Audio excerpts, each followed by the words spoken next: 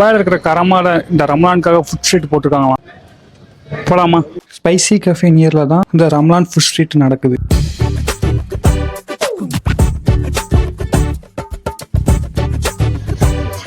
வீக்கெண்டில் வராமல் நீங்கள் வீக் டேஸில் வந்தீங்கன்னா கொஞ்சம் ஃப்ரீயாக இருக்குது. ஸோ பிளான் பண்ணிட்டு வாங்க.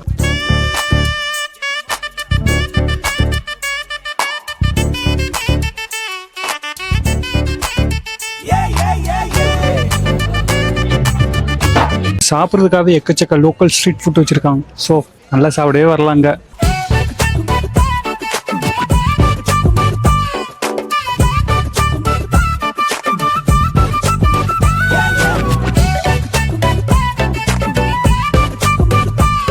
இவ்வளோ தூரம் வந்துட்டு ஒன்றுமே சாப்பிடாம போனால் எப்படி? ஸோ அதான் ஒரு பிரெட் ஆம்லேட்.